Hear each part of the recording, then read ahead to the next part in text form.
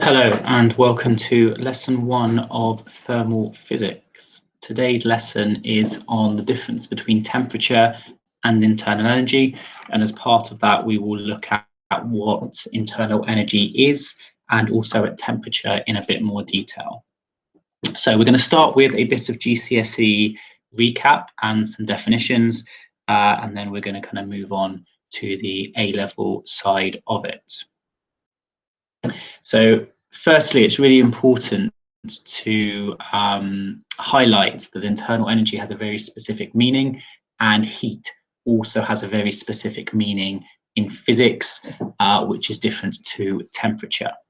Okay, I'm sure you will all know that heat is basically energy, and it's a measure of, temperature is a measure of that energy. So by the end of the lesson, you should be able to confidently explain this statement on the first slide. So some recap. So heat is very specifically the transfer of energy. It's a flow of energy from a hot body to a cooler body. And of course, heat always flows from hot to cold.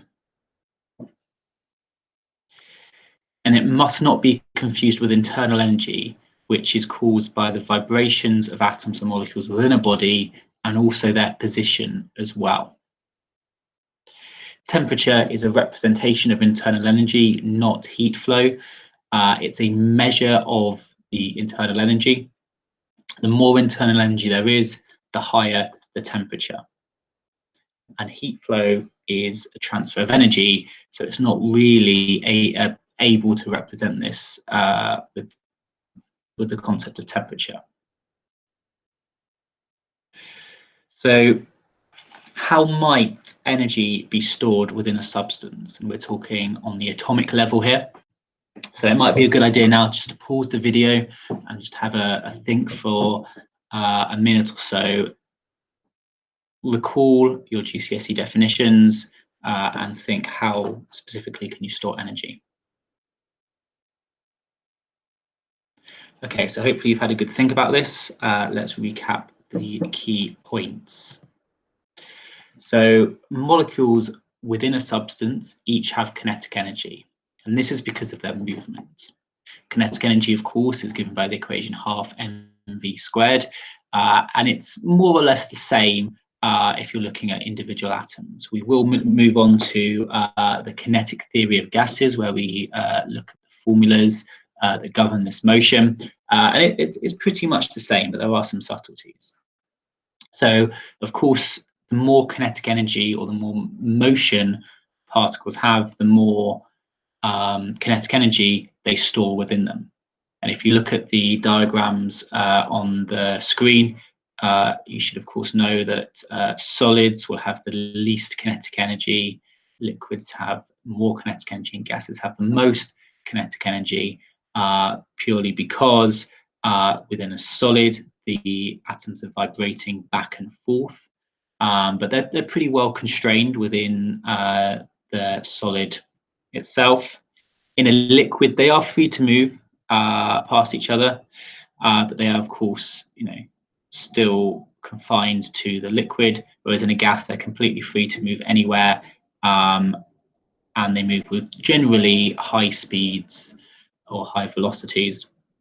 But of course, it's random, and you should never say that gases move fast, because at any one point, some of the molecules are moving slowly or even stationary, whereas some of them are moving fast. So on average, the particles are moving very, very fast, but certainly they do have a very high kinetic energy as a gas. But molecules also have potential energy. Now, potential energy is because of their position and also because of their state. So if you think about gravitational potential energy is because of an object's position within a gravitational field.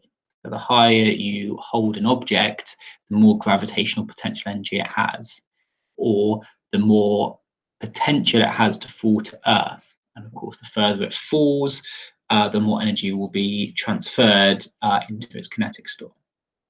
So how does that apply to these situations here? Well, again, solids have the least potential energy, liquids have a bit more, and gases have the most potential energy. Gases are the furthest apart, so they have the most potential energy, most potential to come together. Solids are the closest together, so they have the least potential to come together. Just as an object close to the ground has very little gravitational potential energy, whereas an object high off the ground has a lot of potential energy. So if we take both of these ideas, if we take the kinetic energy and the potential energy, and we sum them together, we get the total energy of that system. So that's known as the internal energy. So this is a very important definition for you to memorize. The internal energy of an object is the sum of the random distribution of the kinetic and potential energies of its molecules. So we know what kinetic and potential energy mean now. The reason that random distribution in here is just to really emphasize that both of these things are randomly distributed. All right, gases are the best example. You know, at some points the molecules are quite close together. At some point they're quite far apart, and those distances and the velocity of the individual particles is constantly changing.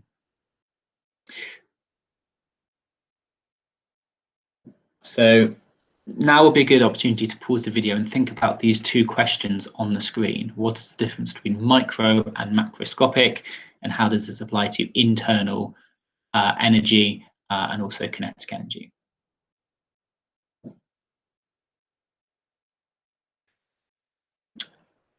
Okay, so you should have had a good think about these two questions. Microscopic, of course, refers to very small scales, so the scale of the individual atoms within a sample, and macroscopic is a large scale, so big objects like a cup, a table, a pencil, etc. So internal energy is very much looking at the microscopic level. We have to distinguish between the macroscopic and the microscopic. If I have, for example, a bottle of water on the table, and I'm talking about its internal energy, that's talking about the sum of the kinetic and potential energies of the atoms within that liquid. If I take that bottle and throw it across the room, it of course has additional kinetic energy there. I've given it kinetic energy by throwing it, but that does not affect its internal energy in the way that you might think. If I give it 100 joules of kinetic energy by throwing across the room, I've not increased its internal energy by 100 joules. If I increase its temperature or even change its state, then I will have increased its internal energy, and I can increase its temperature by throwing it across the room, for example, but it doesn't necessarily increase its temperature, and it certainly isn't going to increase its internal energy by that 100 joules that I gave it. So how can we increase the internal energy of an object? Again, this will be a good opportunity to pause the video and think about this question. So there are effectively two ways that we can do this. We can transfer energy in by heating, or we can also do work on it. For example, through electricity, through compressing, or potentially other ways. The most common thing that we're going to look at in thermal physics is compression and expansion. So if you're compressing something, you are doing work on a gas, and if the gas is expanding, it is doing work itself. So this is something we'll come back to a lot, just to really sort of emphasize the point. If you think about a deodorant can, if you press the nozzle down and let the gas come out, the deodorant can will get very cold. That's because the gas itself is doing work, and as it does work, its temperature goes down. Whereas if you, for example, take a bicycle pump and you are pumping up your bicycle tires, as you are compressing that gas in the pump, you are doing work on it and you are heating it up. And of course, energy transfer by heating is a lot more straightforward to visualize. So one final question for you to think about on this section. So pause the video now and think about the question on the slide. So hopefully you've remembered your GCSE knowledge. Internal energy will stay constant if the temperature stays constant. So for example, if I have a glass of water at 17 degrees on my table and it stays at 17 degrees, the internal energy is staying constant. The kinetic energy will not be changing. If the state remains the same, then the internal energy will also stay the same. So if it remains a liquid, it will not change in internal energy.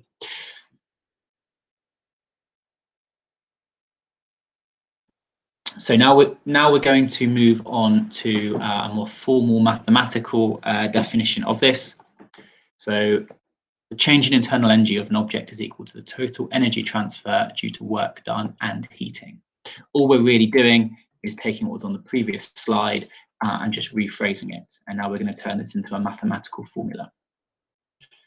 So we're going to see this a lot. Q is delta U plus W.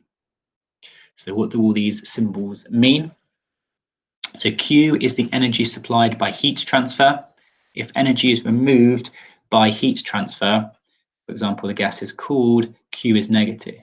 If we are adding in heat by heating it, Q is positive. Change in U represents internal energy. So we know that you can increase internal energy by heating or doing work, and you can decrease internal energy by cooling or letting the system do work. So if you increase the internal energy, delta U is positive, and if you decrease the internal energy, delta U is negative. And finally, W. W is work done. So it is slightly different for this. So if the work is done by the gas, when the gas expands, then work done is positive. And if you are doing work on the gas, then W is negative. So this is a very important formula for this section. So it's really important that you understand and remember what these symbols are, and definitely worth looking at the section in the textbook or other online notes. Okay, our final section of this lesson is going to be on temperature scales. So there are two optional videos that are well worth watching that I will link to on the Google Classroom. One is on the Celsius scale and learning a bit about the history of the Celsius scale. And the second one is all about the Fahrenheit scale, because I, for one, never understand the Fahrenheit scale because it's not something we use very often in this country. So there's just a short video that explains the history of it and also how it corresponds to the Celsius scale. But what do we need to know about temperature scales? Well, there are many different types of temperature scales: Celsius, Fahrenheit. You should also know about Kelvin as well. And most of them are relatively arbitrary to a sense. So arbitrary means you can just make it up. Any numbers can be picked. So the Celsius and the Fahrenheit scale, they have been invented for very good reasons. And if you watch the videos I've just talked about, you'll understand why. But the numbers 0, 100, etc., could refer to pretty much anything. And I could make up my own temperature scale, the Mr. Simon temperature scale, and put any numbers I want to on it. Whereas there's another temperature scale, the Kelvin temperature scale, which is known as an absolute scale. And the reason for that, and the reason why this is so important in science, is because it really is absolute. At 0 degrees Kelvin on this scale, an object has minimum internal energy. So you cannot go below 0 on an absolute scale or the Kelvin scale because you can't have negative energy. Energy, of course, being a scalar. So that is why this temperature scale is called absolute, because it starts at 0, which is the minimum possible, and then it increases. You might notice there's a little asterisk here. That's because there is a phenomenon known as negative temperatures, which you should never write anywhere near an A-level exam. But there is this old concept. I will link to a video on this as a kind of extension video. Very interesting, but it's a bit of a trick, and you can't actually have proper negative temperatures. So back to what's actually on the A-level syllabus. So the Celsius scale, we know what 0 is, we know what 100 is, two very obvious temperatures. For humans, 0, the freezing point of water, 100, the boiling point of water. You can go to negative Celsius, but when you get down to minus 273 degrees Celsius, that's the minimum temperature. That corresponds to 0 Kelvin, and you cannot go below that. In actual fact, it's minus 273.15 degrees Celsius, but we don't really care much about the 0.15 at A-level. It's also important to note that a change in 1 degree Celsius is a change in of 1 degree Kelvin as well, and that is quite important.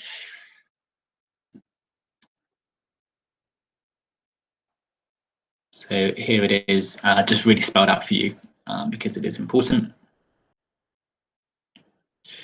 And you also need to be able to convert between Kelvin and degrees Celsius. Some of the formulas we'll meet require you to work in Kelvin, whereas other formulas that have change in temperature in it actually doesn't matter. You can work in Kelvin or Celsius because the change is the same. So the work that I'm going to set you for this lesson is going to be a relatively short and straightforward Isaac physics task, which is going to be all about converting temperatures. And then there's going to be some slightly trickier multiple choice questions on internal energy, and you'll find all the details of that on the Google Classroom post. So you should now be able to describe the internal energy of a substance at absolute 0, and also describe the behavior of particles at absolute 0. It's worth just pausing the video now and taking a few moments to describe this to yourself, or a friend or family member or pet that happens to be nearby.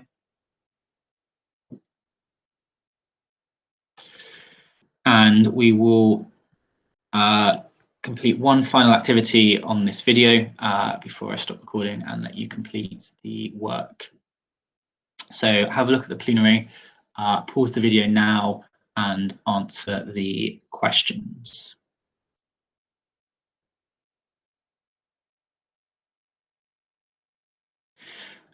Okay, hopefully you have answered all of these questions. So question 1, 2, and 3 can all be found within this PowerPoint. So if you're not sure about the answers to those, re-watch part of the video or go through the PowerPoint, which of course you can find on the KA Physics Department website. I'll just quickly run through question 4, which is a GCSE question, but just in case you've forgotten, here is the answer. So 4A, the internal energy is decreasing in sections A to B because the temperature is decreasing, which means the kinetic energy is decreasing. B to C, the temperature is staying constant. However, the substance, whatever it is, will be changing state from a gas to a liquid. So of course, the internal energy will also be decreasing. C to D, temperature and therefore kinetic energy decreasing. D to E, state change. So of course, the potential energy will be decreasing. And E to F, the temperature and therefore kinetic energy will be decreasing. In part B, the random kinetic energy of particles decreasing, well, of course, A to B, C to D, and E to F, that is happening. And the random potential energy for part C, B to C, and D to E during state changes. So hopefully after this lesson, you can confidently describe the difference between internal energy and heat. you should also be familiar with the Kelvin scale, what that is, and how to convert from degrees Celsius to Kelvin. So please now complete both the Isaac Physics questions and also the multiple choice questions that I have put up in the Google Classroom. Thank you. Goodbye.